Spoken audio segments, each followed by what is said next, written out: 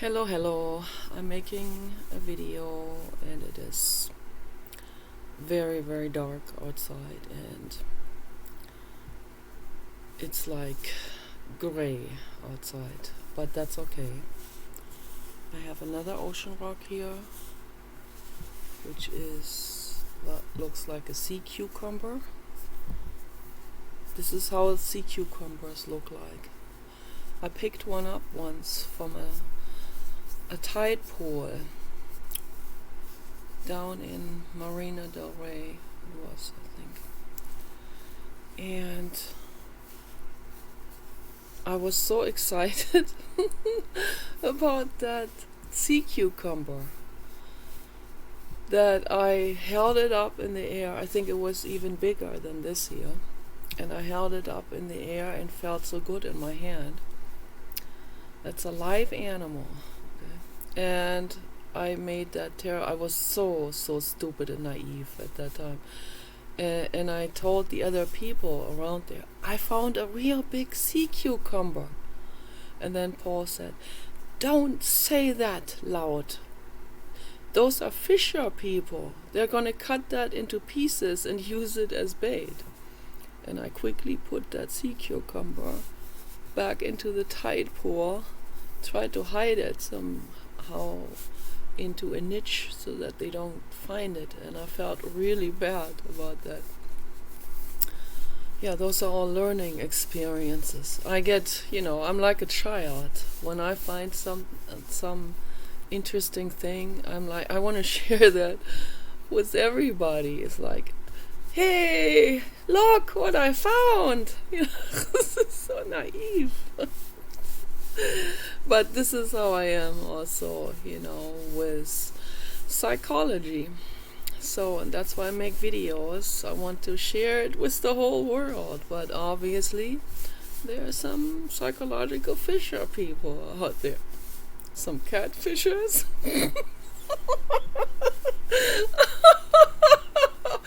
I got catfisher experiences. You better believe it. There was this real hot dude on Facebook and got me all started and everything. I was so stupid, to believe that. But whoever that, that's an actual person somewhere. He lives somewhere, right? He exists somewhere. But the catfisher lady, probably from the Philippine Islands, decided to steal his photos and pose as that guy and make up this wild, crazy story. He used to be a banker. Now he saved up $300,000. And he also was a wild motorcycle guy who had a crazy motorcycle accident and was had to be taken care of by other people. His leg was totally damaged and had a lot of metal put in. I was naive enough to believe all of this. She thought that would make a real wild, sexy story or something. So I said, don't go on the motorcycle again. No, I need the freedom, the catfisher lady said. So, she must have had some knowledge, a little bit knowledge about psychology and what turns women on. The problem is that stuff doesn't turn me on. She caught the wrong person. I'm not turned on by motorcycle guys, Harley Davidson, or I met many of those that came after me. One guy from New York, motorcycle, Harley Davidson kind of motorcycle gang guy coming after me, and then I got him to sign an animal petition. Then he said, now I'm an animal rights activist, will you take me now? I said, well, that's it's not enough. That doesn't qualify you as an animal rights activist yet. He was also all messed up, drinking alcohol, and all of this doesn't impress me that much. What impresses me is a big brain and big compassion. That impresses me. Okay, And with this guy, with the photos from that guy is hot looking, but and he seemed a little bit insecure also, lots of emotional issues. I saw it in the face, the photos that she used from whoever that is. And then the communication with me was not congruent with the photos at all. It sounded kind of girly, girl. Yes, oh, he's a little girly. Well, that doesn't hurt so much, I kind of like submissive men. I'll get to that subject later. And then she said, alright, can I show you some photos? I said, well, I'm glad you asked first. Yeah. Okay, go ahead, show. Oh, now comes the real hammer. She bundled up a bunch of blankets and put her dildo in front of it. And that was supposed to look like a man. I was like, bro, this is a dildo, okay? I already have those. I don't need more of them. And I said, okay, I'm gonna have to let you go. And I blocked her. So that was one of my catfisher experiences. Very sadistic.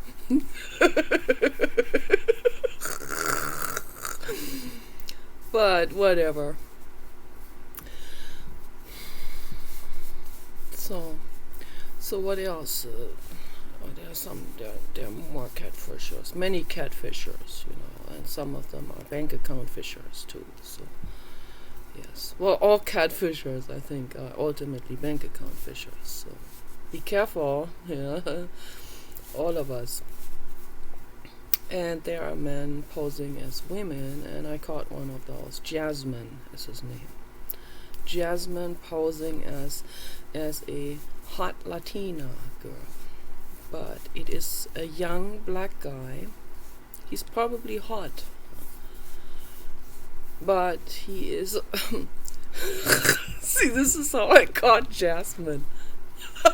It doesn't take very much, So I already had the feeling that Jasmine was not legitimate. Jasmine trying to flirt with, but in a very, very, very kind of masculine way. And I was like, okay, so this is obviously not congruent with the photo. And so I tested him and I said no to Biden, and I said a bunch of things. No to Black Lives Matter, and that's when Jasmine's true brain came forward, and he got real mad. And then I said, I busted you. You are not Jasmine. You're not that lady in the photo. And then he admitted it to me. He said he's a dude in the sheets. And he said he wants to mix his cocoa with my vanilla. Then I knew exactly who he is. Yeah, but he keeps coming back as Jasmine. So, but whatever, These people need to be busted, seriously. We need to have AGI robots. They need to crack down on those people, seriously. So, but what I really want to talk about is your cucumber now. What I really want to talk about is the psychology between female and male. Okay, so there's a lot going on now. This can fill volumes of books and videos. Okay, this subject alone. Oh, I don't even know where to get started with it. But let me start with the chat room. So there's so much to see and observe. That's like, oh my gosh, I wished I could, somehow remember all of these comments from people and sort it all out, like sort out the dirty laundry, and like Cinderella sorting out the beads, the different color beads. So it's like, where's all of this coming from? Where did it start? How does something so bizarre, some people, with their bizarre fetishes, how does this even develop? It comes from something, they're not born with it, obviously. Well, Paul will disagree with that, and he will say, no, they're just simply bad. And this is, for me as a hobby psychologist, not enough of an explanation. Okay, that doesn't answer my questions. Where does it come from? It comes from something. Obviously, he's an atheist, and he thinks in finalities, just as a fanatically religious person thinks in finalities. You have to step out of any of those dogmatizations, and you have to think completely outside of the realm of that what society has brewed up or has come up over the years, theories and conclusions that they want to pawn off on everyone else. I question all of those conclusions, including the scientists, including physics, including astrophysics. So I question. First of all, I don't even have to question. I know when someone talks in finalities, he's wrong. Okay, it's just by default he is wrong. Okay, because there are no finalities. So this rock here has a specific shape, right? And there is a circumference and volume in this rock. And that in itself has a finality. Okay, there's a finality in it, in the measurement of this rock. But when we venture out into space, there is no finality. Okay, when you go into mathematics, there is no finality. The mirror in the mirror in the mirror in the mirror has no finality. It keeps going on and on and on endlessly, indefinitely. Okay, and that's very scary for some people, and that makes them feel like they are not in charge. And that's the subject I want to talk about, because I think what I learned now in the chat room is, and it happens every single time, when a woman, particularly a woman, the men among each other, they bash each other's heads in and all of that, but they don't feel this threatened.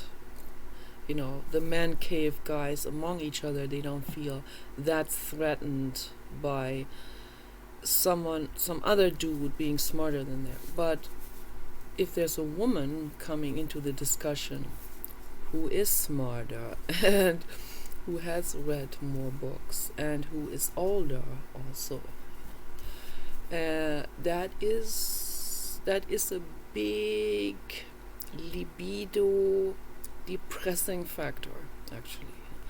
And when that happens in conjunction with the woman saying she was just belly dancing to Ricky Martin, and we have these two components together in one, that's very unsettling for men. They can't stand it. If it's a woman who is just like a big dyke, I was accused of that, of course, too, so they threw every word at me that you can possibly imagine, They want to kill me. They want to insult the shit out of me. They call me man, they call me sir, they call me all kinds of things. Because I depressed their libido, and that doesn't feel good, obviously, This is the thing, is our egos are completely tethered to our libido. For men it is this, they want to be in charge. If they feel like they're no longer in charge, there is a woman who is in charge, right, of the conversation and of the knowledge.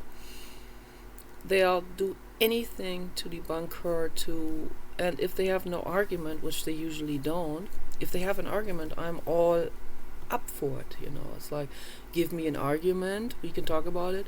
You might even convince me of something else, You might open my eyes to something. I haven't seen that very much, though, That isn't happening that much, So there are a few people like Pickle and Zane who can pull that off, And I don't need to be in charge with this. I can say, okay, you have a point, I can accept that. Let me think about this, okay? Let me look at it from a different angle.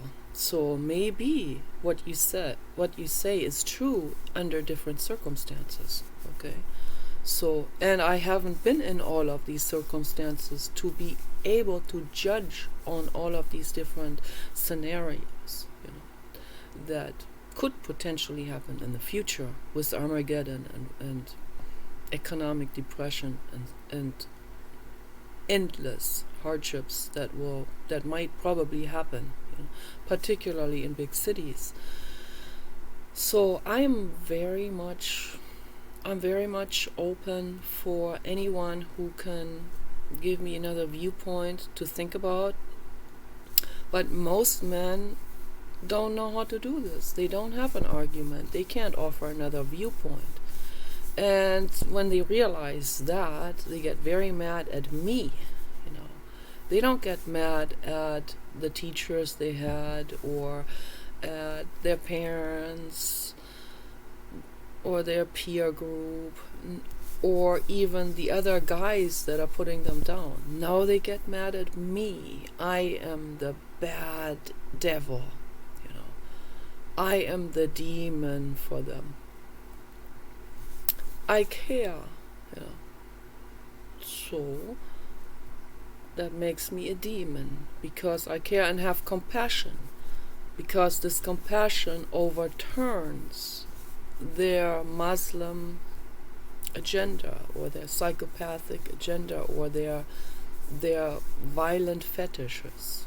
Whatever these people are doing, there are many different types of psychopaths out there.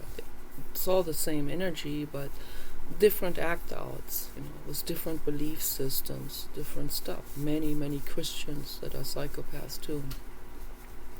So all of this is important to talk about, very, very important. And they are not even willing to listen to what I have to say, because they are too busy needing to infantilize me and, make me, play me down, like put a damper on and like depress me, make me feel like, and I'm using insults, of course, using psychological cruelty and all of this, retaliation tactics and all of this. They go sometimes into some bizarre filamentations, those psychological intimidation and cruelty tactics that they're using. The bigger the brain, the more creative they get with these intimidation tactics. And the one who does it really to an extreme is Patrick. And I'm sorry, we have to talk about this. This is really important. You are out there in the chat room you're doing cruelty things there, and I'm calling you out, and I'm calling out your fake name. So it's not even your real name. So if you're cruel, you will not have confidentiality protection from me. Okay, there are some other people that have a little bit of a cruelty fetishes, but those are my friends, and because they're my friends and because they're not like really cruel, they just have some fetishes. They're not really cruel. They're not psychologically sadistic as Patrick is. So, and they have all of that stuff, the fetish stuff, comes from childhood, of course. With Patrick too, of course. But the difference between Patrick and the rope fetish guys, is the rope fetish guys, they don't really mean harm, And I asked them, I really wanted to know. Yesterday I said, so don't hurt anyone, and they said, no, we don't want to hurt anyone. This is a trust thing. You have to. Yeah, I see. And then I said, well, what's the point then in using the ropes? What's the point in that fetish if we have trust with each other? So why do we need to rope each other? Why do you need to tie a rope around my ankles, and my wrists? So that doesn't make sense to me. That would bring up my childhood trauma. That would be really, really bad. So, and that's also, again, we have to sort all of this out. That's where my trauma comes in. And that's also why when I want to be in charge, which I often am, I'm already, because I have a lot of knowledge, of course. But I also have an ego, and that comes in, and that ego wants to be in charge too. So I have to sort all of this out. I'm trying to sort all of this out to make this more understood. Which one is which behavior comes from which trauma or motive or thought process or whatever. Does it come from making the world better, or does it come from my own trauma? Okay, some of this stuff comes from my own trauma, and I talk about this openly. And I see a lion. Oh my gosh, it's so awesome. The tree branches have created the face of a lion. This is awesome. So, awaken the lion within, but not through putting other people down, not through hurting others. Okay, so that needs to be explained in detail, really. So yeah, I have my own childhood trauma that comes up. I have severe childhood abuse in my past. I have been raped at a very early age. There was a therapist, Leslie, in primal therapy, and when I first came to primal therapy in 1992, I attended a group session. I was still in the beginning of getting deeper into the English language. That was all new to me, all of this. But I was learning English in a very rapid way because we had this commonality, this theme of psychological healing, and everything revolved around that. And I was constantly looking in the dictionary.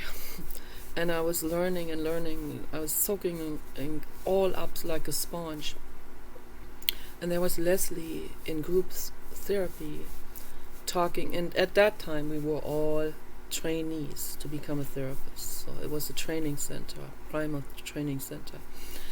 And she was talking about how when she sees the photos of a baby turned towards the photo, with the back turned towards the photographer, and sitting there in this innocence, that struck a chord with me. I can tell you that. And that's what I also see in all innocent beings. I see that in all puppies and kittens and baby horses, all baby animals, all animals. Okay, I see this innocence and this playfulness, and then I hear about the contrast to that innocence and playfulness, and that brings up my childhood trauma.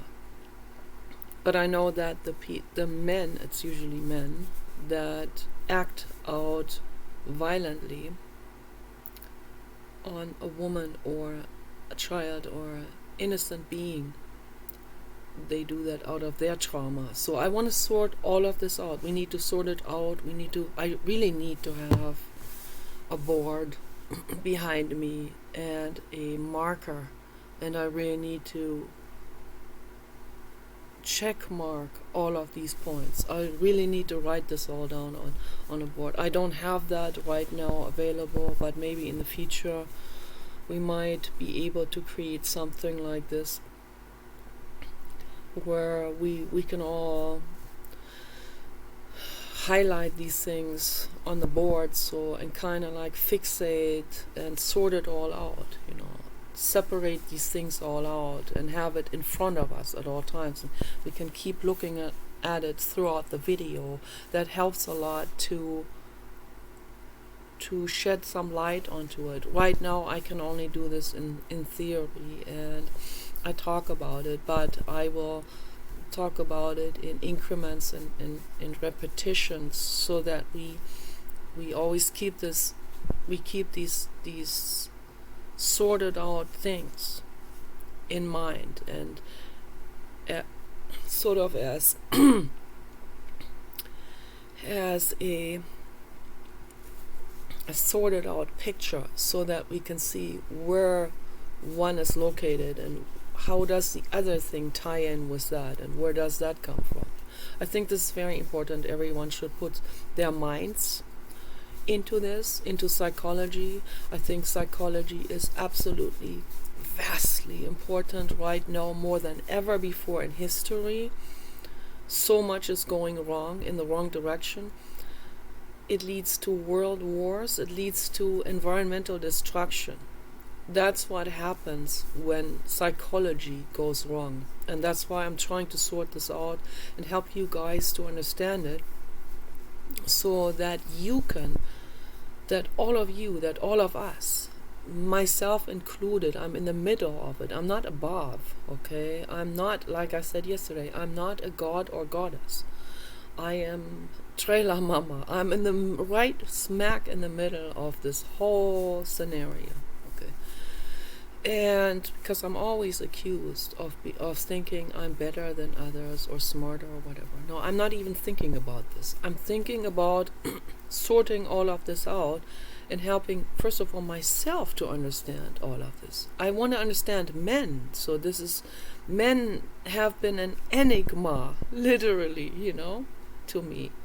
You guys are all an enigma for me. My whole life, I could never really wrap my head around this.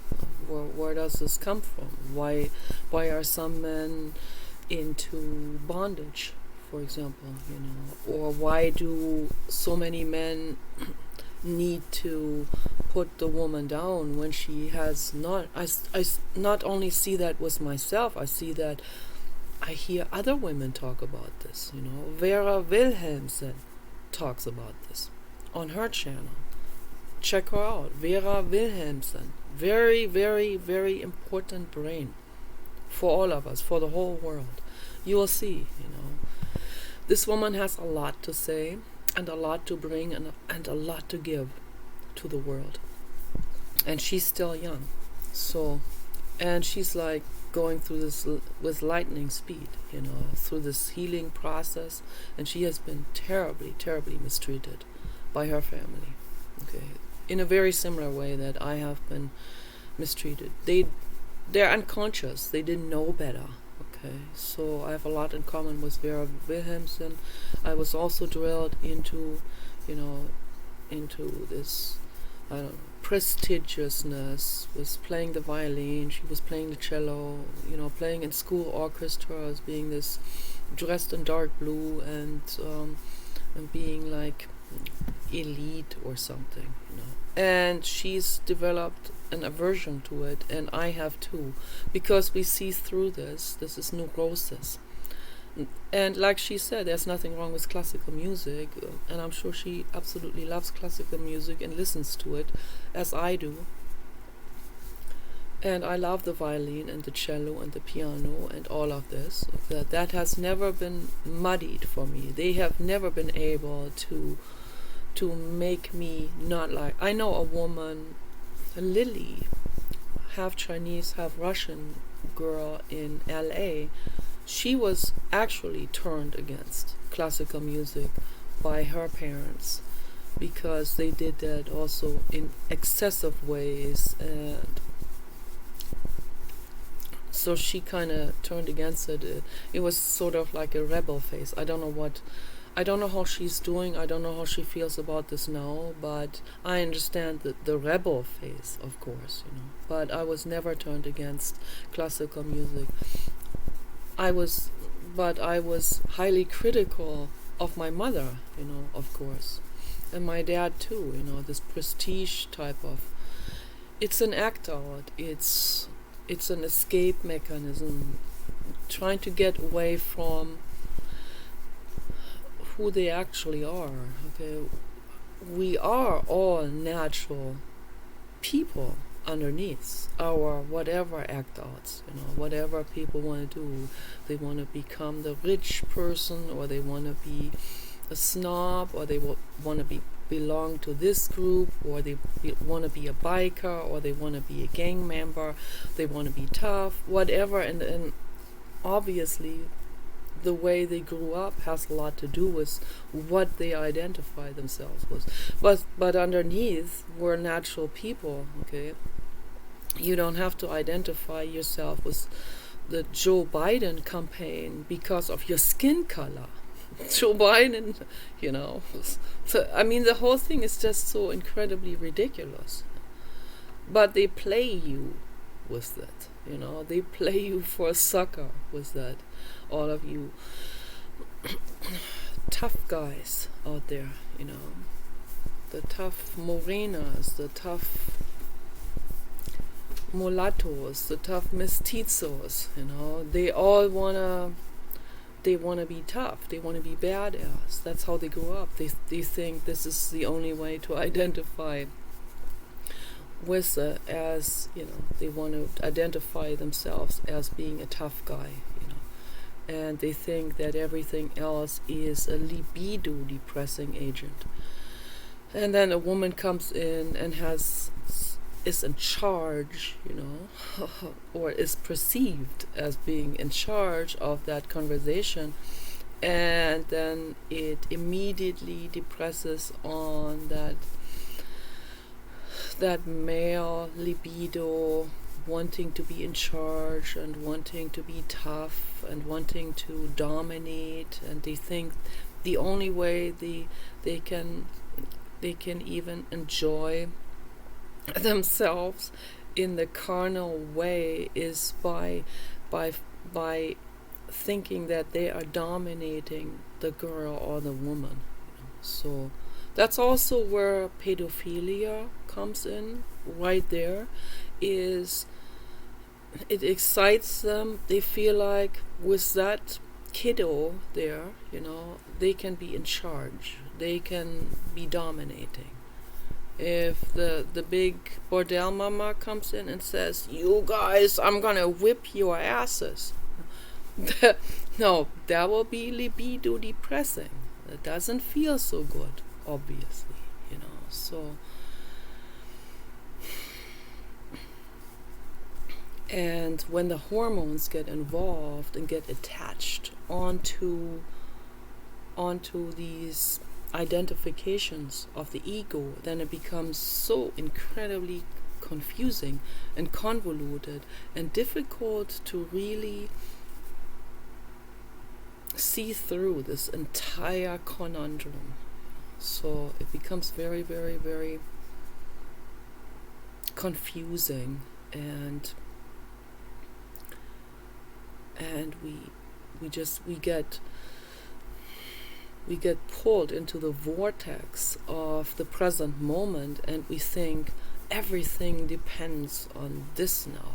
And the ego always thinks everything depends on this three-dimensionality, on this, on the field of reality, as Jiddu Krishnamurti calls it, the field of reality, the manifestation of matter, and how you look in the mirror, and your diploma on the wall, or your sports car in the driveway, or your outfit by Gucci, or your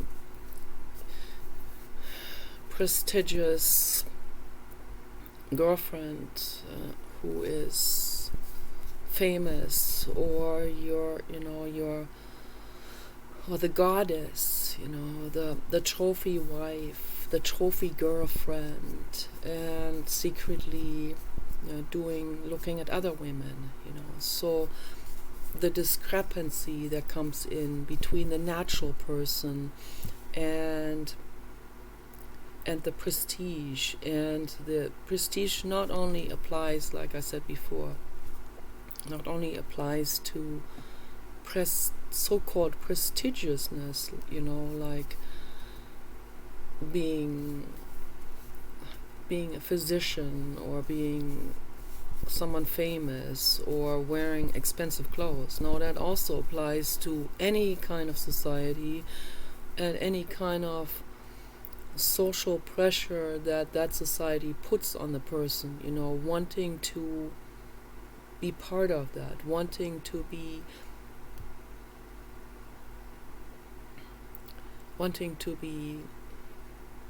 adored. Many people want to be honored, or they want to be put on a pedestal within that society. There's then so much competition going on. Jiddu Krishnamurti talks about it in all of his videos. I highly recommend his videos to people. Listen to it, even if you don't understand stuff in the very beginning, because it's very complex, okay? And for a beginner, it might be just one big jumble of words. But listen to it every single day. Listen to it when you go to sleep. Your brain will relax. Just the vibration of it will relax your brain. And as time goes on, you will understand more and more and more of what he's talking about, what they are talking about. Mainly the conversation was Jiddu Krishnamurti and theoretical physicist Dr. David Bohm. Very important conversations. For me, a lifesaver. Okay, those conversations saved me through a panic attack in 2012.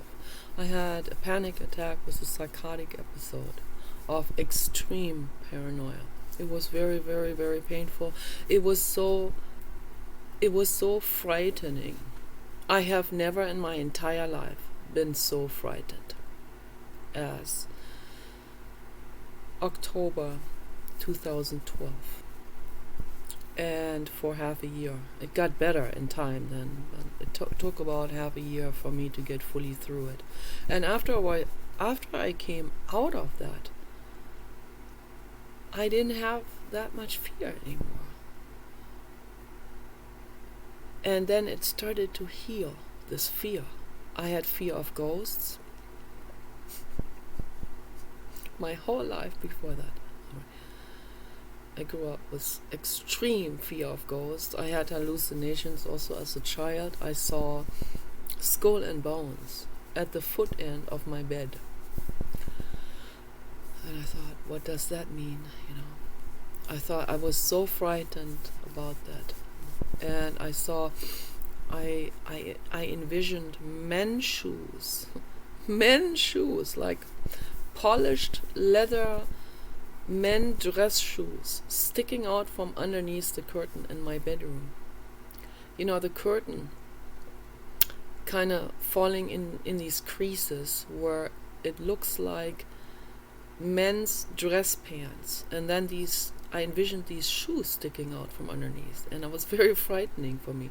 So, and although I don't have any concrete memories of sexual abuse, I know from all of these clues, what Leslie said, the way that resonated with me, when I see a baby's innocent baby skin back turned towards the camera, this the innocence, the unknowing, the not knowing of the contrast and the danger that is out there, and all of this, and that leads me, of course, to tend to want to be in charge. I tend to want to be also with the carnal activities. I tend to be wanting to be in charge, and because if I'm not, the childhood pain comes up. So once that is healed, then I wouldn't feel the need for this anymore. I'm not a dominatrix or anything. Some women will take it to another level with that. That's another act out. I would never hurt anyone. I would never whip anyone. I would never stomp on anyone. There are men out there who have foot fetishes and all that kind of stuff. I mean, it's just endless stuff. And I would never be, I'm very submissive in that, but I don't want to be tied up. Could not. I lived with a woman. She said she and her boyfriend, they always did the handcuffing, and I just could not understand why anyone would want to do this. Why do you need handcuffs for the doggy position? It's not necessary. It's fun without it. So, and the doggy position, that's quite an on eye level. It's like two equals, like two dogs that are I saw a video of a pit bull mama with her boyfriend humping, and the boyfriend was a little bit smaller than the mama was, and it was really hilarious. And it's like, two equals. They're both equally powerful and strong animals, okay? And the girl dog was even bigger, with even more muscles. So, and the boy doesn't care, So, I mean, with dogs, it's a lot more simplistic. With people, this is so incredibly convoluted and complicated, all of this. But that's also because of the mental illness. And when I talk to someone, just recently I talked to a guy on Facebook. I tested him. I talked a little bit about my mental illness. A guy who's in Afghanistan right now. He says he's in the military, but I don't believe it at all because of the way he reacted to me saying "end Islam." So obviously not. That is not the person in the photo again. But I think it is a man from Afghanistan. So this is when he asked me, "So you're against Islam? You are for Donald Trump?" Oh my gosh, so the reaction. But when I was talking to him about stuff, he was immediately like, "No, I had a good childhood. My childhood was good." And I can clearly see in the way he writes that it was not, that there's a lot of pain, and they're wanting to be in charge, and there are men who don't even like that at all, meeting a woman on eye level, and that's already too frightening to them. for a lot of men in the Middle East, very frightening to meet a woman on eye level. They want to believe that the woman is under them mentally, intellectually. They want to keep them that way too. They want to lock them up. They want to prevent them from going on the internet. They want to prevent them from learning anything. So naturally there is a women's movement in the Middle East where they have an underground self-help community only for women, from women for women, to get the heck out of there. And those are really, really brave people. So a lot of people that live in dangerous areas, they want to get the heck out of there, but they should also realize, I'm not judging or anything, people in impoverished third world countries, for example, that want to get the heck out of there, and then they think if they just go to France, then things will get well, right? But then France and Germany and Sweden let more and more and more and more of those people in. And then they make it there just as impoverished as the so-called shithole countries, as Donald Trump calls them, where they're coming from. Do we want to revert things back 300 years in time with unimaginable women's suppression, oppression, and poverty and corruption? Do we want this? No, of course not. Okay, so, and also my message to any of those people that want to be refugees, make your own country better. It takes every single person to make your own country better. You're responsible also for, that's what Jiddu Krishnamurti is talking about. We are all equally responsible for how we make the world that we live in. Okay, each player is responsible for this.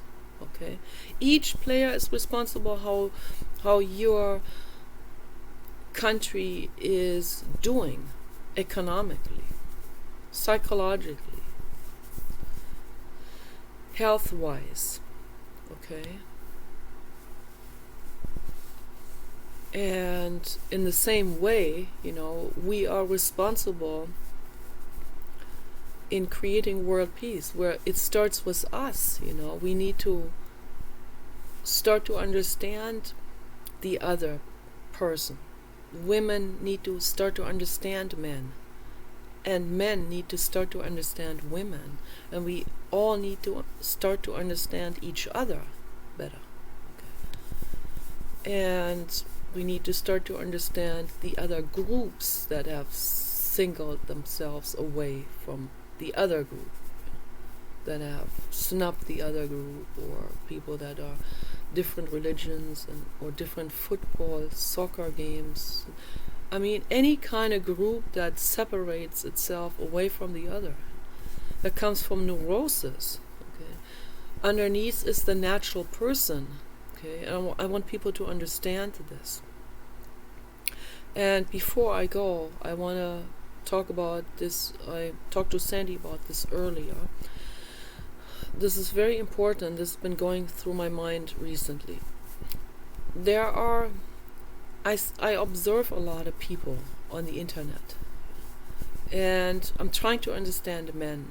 And I've been in the Rollo Tomasi chat room many times in order to understand the so-called self-proclaimed incel community. Okay, they call themselves incels. That's already a temper tantrum that worked by itself.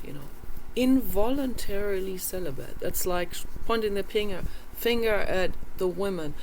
You bitch, that's what it's like. You are responsible for me being celibate. That's what's implied in that word. Incel. He thinks he is an incel. He thinks he's involuntarily celibate. He's been rejected by all the mamas out there. There's a reason for it, So why don't you look at the reason? I mean, it is so obviously in your face. The reason is that the incel is an asshole, okay? So that's why the mama said, thanks a lot, I'm better off with whatever, someone else. Might not look as good, but who is kinder, right? So that's also why I'm living here and I'm living in voluntary celibacy.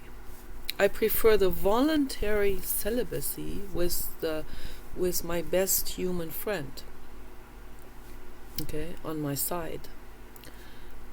Totally non-sexual relationship.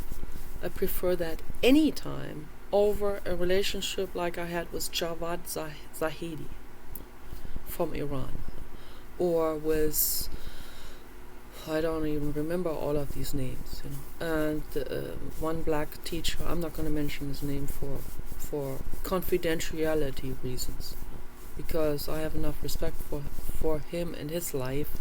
But yeah, he has behaved like an asshole as well, but he was nice enough in many other ways. He respected my artwork. He's an artist himself, so I respect him and I will keep his name confidential.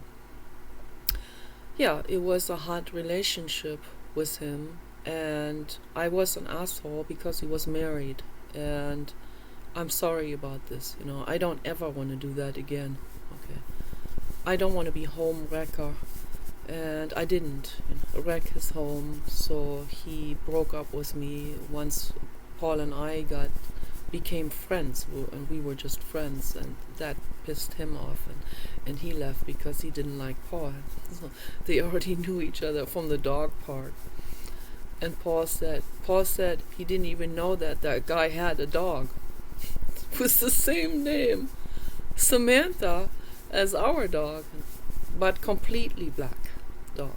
And he said he only gonna get a black dog because he's black, and that is what he identifies with. But he was we also had good conversations, we had good times too, but it was wrong. The whole thing was wrong. But he also wanted to be in control, he wanted to be in charge, and